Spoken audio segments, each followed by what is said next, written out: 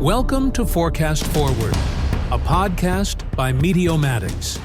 Here, we explore the power of weather and climate data, how it's transforming industries, solving real-world challenges, and shaping the future of decision-making.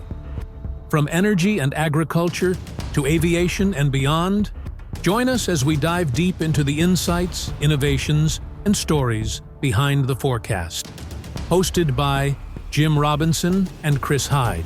In this September 2025 episode, we sit down with senior hurricane specialist Eric Blake for a timely, in-depth look at lessons learned from major storms like Katrina, this year's hurricane season, what's unfolding now, and where forecasting is headed next. We've been pretty fortunate so far this season. The early part of the season was quiet. Before we get into look ahead, it is probably instructive to look behind. We've had very few quality disturbances in the lower latitudes. And I know that's a weird thing to say. There's always tropical waves. But if you look at the number of systems we generally have in the outlook, say south of 20 degrees north, there haven't been very many. And generally in June and July, the tropics were a lot more hostile than they usually would be for a year that's not an El Nino year. If this was a mega El Nino, it wouldn't be very surprising. But it's not. And really, things are actually trending more toward the La Nina side of things. So it's interesting. It's really haven't seen this before. And now we're in September. Post Aaron, we've been in the negative Madden-Julian oscillation. As climatology ramps up, the large-scale environment has been going the other way. So you've got the 1 or 2 week period of conditions are getting less favorable despite the tropics generally becoming more favorable. But that's changing over the next week or so. To me, there's some 2024 parallels that the MJO was coming through at the time. There was really a little bit quiet as we got into the peak of the year. And then Francine onward, it was quite busy. We'll see. Conditions are ready. Things are ready. If you kind of look in the tropics, the Eastern Pacific is starting to get active. You got Kiko and Lorena. So, that signal is headed eastward. And it's not unreasonable to expect a tropical cyclone this week and more next week. For those who don't know who you are, Eric, give me the TLDR of Eric Blake and some of your experience working where you are at the National Hurricane Center. Sure. So I guess I started here as a student in 2000. So I've been here a little while now. Just a few years. Just a few years. It goes faster than you think. That's a different conversation. Yeah. So I've been a specialist since 2006. So I suppose this is 20 years this season. I just always loved hurricanes. The 1985 hurricane season with many Gulf of Mexico hurricanes at that time. That's really what did it for me. 20 years ago, there was something going on 20 years ago, wasn't there? Relatively big event. 2000. Yeah, people thought 2004 was a big year, and then 2005 came along and shattered some top ceiling expectations. What do you remember about that storm, about Katrina? Let's go back to the anniversary. Yeah, Katrina is a hard one for me to remember, and not because I can't remember the event, but I'm originally from the New Orleans area, and it is really hard to see the damage and the destruction. It's nice to remember how far we've come. The hurricane program in general, things have gotten a lot better, but it's hard to look back. Say that one more time.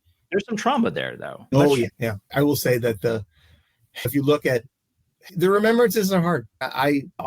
My family, a lot of the family is still on the South Shore, south of Lake Pontchartrain. And telling them, everybody, get the heck out of there. That was traumatic. And then just to see the devastation after it, I was even working the landfall radar at the time. It's not pleasant to remember it. For me, it's like meteorologically, it's exceptionally interesting. Sure. People forget that Katrina was, like the third deepest storm that year. It was a pretty crazy hurricane season. You didn't have a whole lot of time for remembrances that September and October. Yeah. And then not too long after that. I was going to say, exactly. You're knowing where I'm going, Jim. On a couple of weeks later, we had Rita impacting further west along the Gulf Coast. And in a lot of ways, I think it's fair to say because of what happened with Katrina in that New Orleans area, a lot of people reacted in a different way. The Houston Metro, for example, and areas further west. What was your experience with that storm, Eric? A few things stand out with Rita to me. The first one was I was at an unrelated funeral of all things. That when I got the news that Rita was down to 898 millibars or something like that, some phenomenally low pressure. And then, of course, it became a very large storm, but then weakened peak winds-wise, but still had a tremendous surge. The evacuation of Rita was such a crazy event. If my memory serves, the evacuation of Rita ended up killing more people directly than the storm itself. You had all sorts of problems that I think there are at least 20 people that died from the evacuation, and less than half of that during the actual storm. So I think that's something that kind of stood out to my mind. It's interesting how, like, if you compare it to a system like Harvey or something like that, or how we've changed, the evacuations have changed, and the positioning of it's an interesting parallel. What do you think the biggest lesson was in the way that we communicate, the way that we are looking at just the improvement in models and everything else? What do you think the biggest takeaway was when you look back at a big event like, Katrina or Rita throughout the years? There's a few takeaways. The first one was how important it is, how anchoring happens, how people get fixated on the forecast, and how moving it maybe changes things less than you think it will because people have already seen the forecast a certain way. It's an odd phenomenon to describe because in this modern world, information moves so fast, but we still have a tendency to kind of latch on to the first information we get. And to me, the importance of the indirect deaths, because people always talk about forever, 100 years ago or more, it was the hurricanes were the direct deaths. You didn't know it was coming. People died from the storm surge and the wind because they didn't leave and no one left. You had no idea.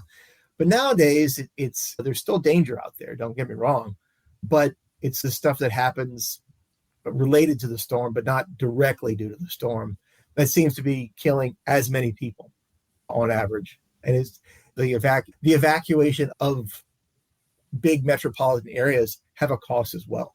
It's a little sobering to think. I think an example of to evacuate or not, you talk about forecasting Rita versus Laura. Laura for a hot second looked like it could be a Houston threat. Should they evacuate? Should they not evacuate? And over the decades, we've had the confidence now to have more confidence in the official forecast. And as a result, the city of Houston wasn't evacuated despite the landfall in almost the exact same place. So there's positives to take away from as well.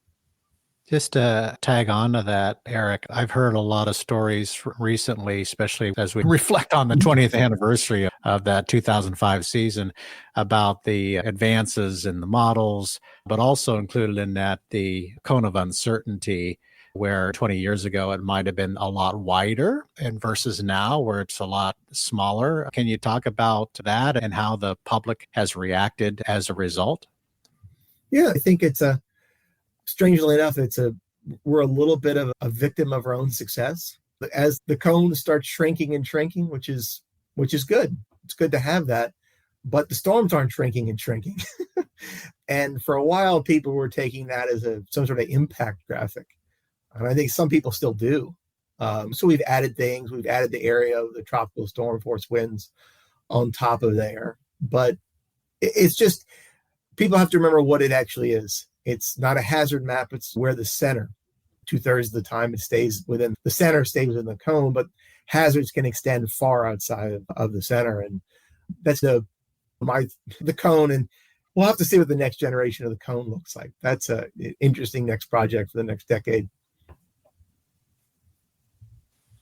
I go back to this whole thing where a storm isn't just a graphic that you're seeing on a map or in our case, or in our Medex platform. But then you realize there are people that are tied to the impacts that are happening because of the storm. And then really the forecasting becomes so much more vital. And like you said, I think so many people latch on to that very first piece of information. Oh, that's the cone. It ain't going to move here or there. It's always going to be in that direction. And then we think about, okay, you also have to think about businesses along the way who are planning for protecting their infrastructure, protecting their people, especially.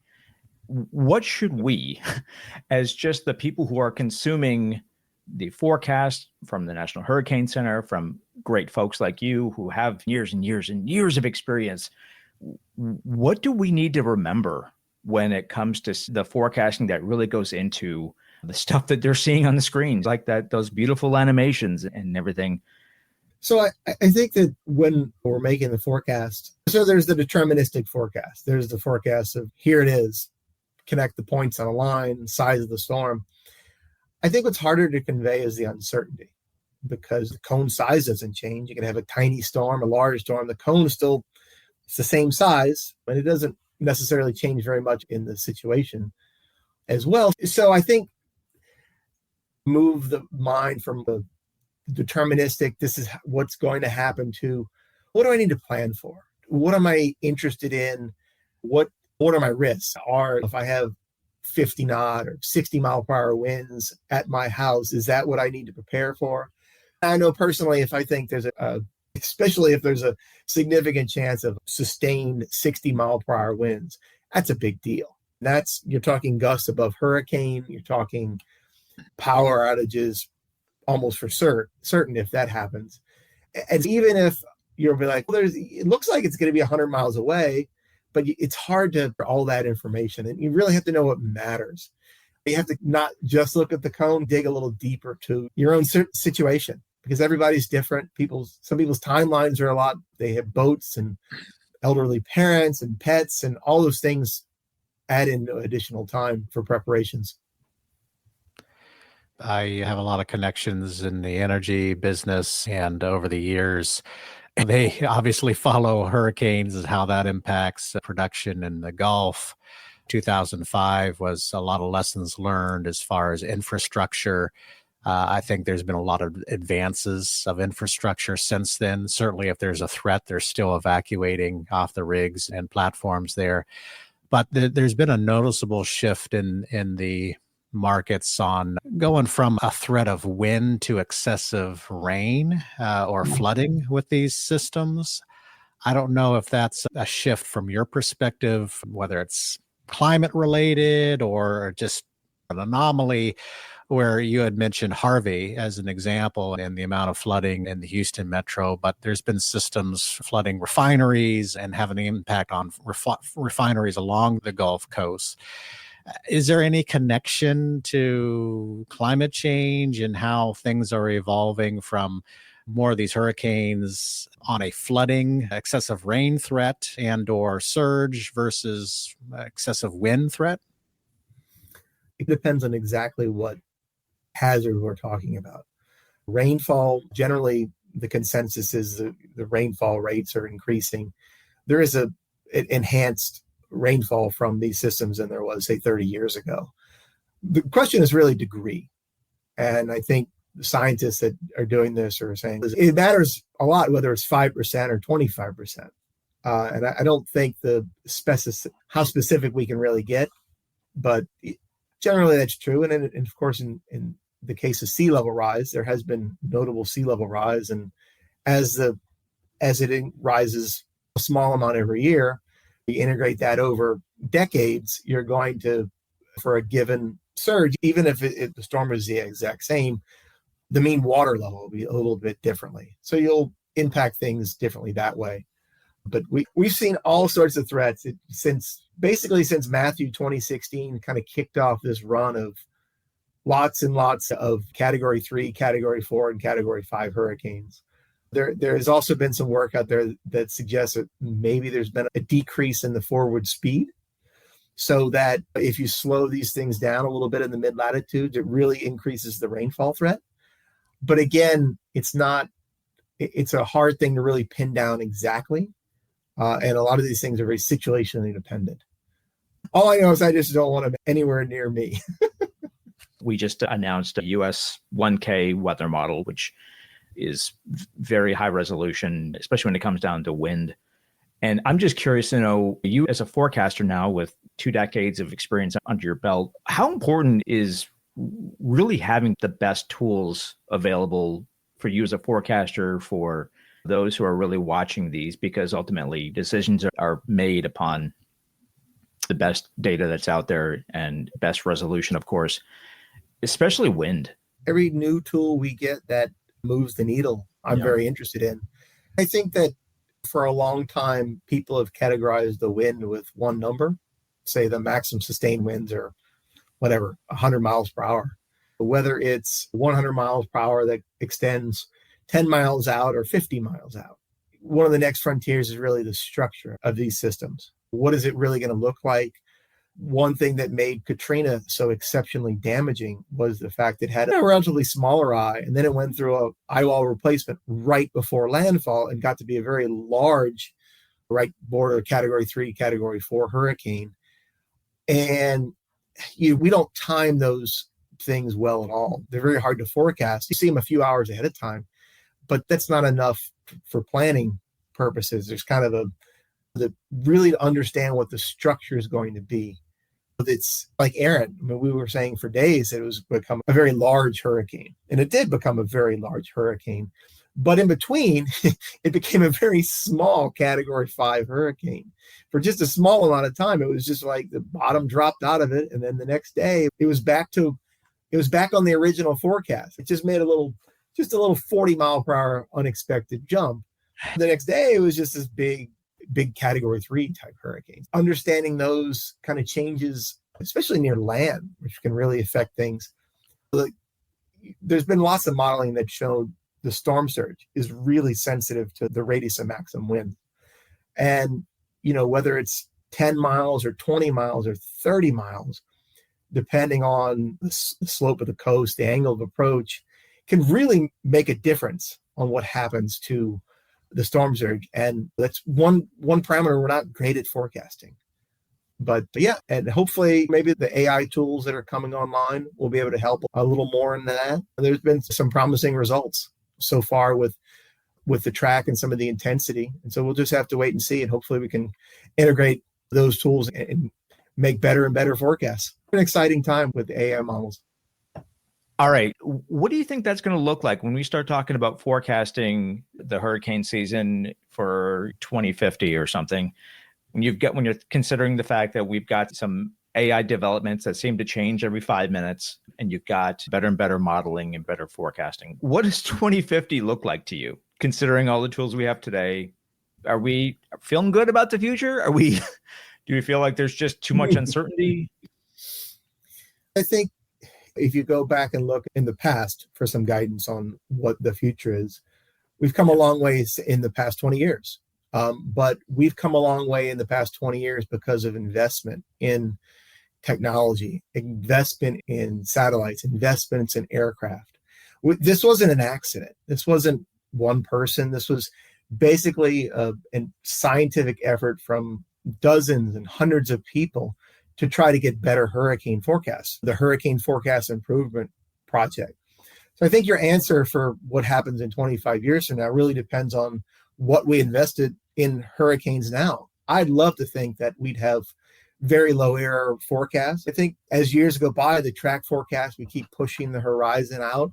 Maybe we'll just have 10-day forecasts and we'll just be like, hey, we feel really good about this before a system even forms.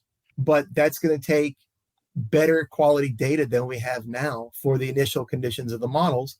It doesn't have to, you can find huge busts all the time now. You've got Hurricane Otis from a couple of years ago, a surprise Category 5 hurricane. That shouldn't happen. We can't, you really just have to keep investing in the technology and the aircraft and the observations and the modeling to get it all together. That's how you're going to make better forecasts, and that's how you're going to make your idealistic 2050. I hope I'm here to see it. Yeah, same. Chris, what do you think? Good answer. No, I agree with Eric. Yeah, you got to have that investment into making some good things happen, and hopefully that comes to fruition, because that's a win-win for everyone, right? It's a win-win for the science, it's a win-win for the public, and a variety of other industries in which weather impacts. So yeah, totally agree. And I don't know, I might be pushing the envelope if I'm going to be sticking around by that point, but I hope so as well. Well, I'd like to be retired, but I'll just enjoy it. I'll enjoy it from the sidelines. I'll be like, oh, well, that's right. I'm glad the Hurricane Center, this 10-day forecast, we did better than that in our time. Making sure that people are prepared earlier and making sure that people are taking this stuff seriously and doing it earlier is going to be the big key here. Y'all agree? Totally. Yeah. I really hope that the forecaster will get closer and closer. We've seen we get better and better forecasts every year. Our average, it keeps dropping, still 3 or 4% a year. It's a slow boat, but it's still 3 or 4% a year off 100 miles. It's still 3-4 miles. You add that up over 10 years, it's pretty substantial. And we've blown through the limits of predictability in the 70s and 80s. All the old papers are like, oh, it's 200 miles in a week or 5. That's the best you'll do. No, that's not the best we'll do. But who knows? It's an exciting time. Eric, I appreciate you joining us. This has been wildly insightful. Want to learn more about Meteomatics? Visit Meteomatics.com and reach out to our team of experts. Follow us on LinkedIn, YouTube, Facebook, and TikTok.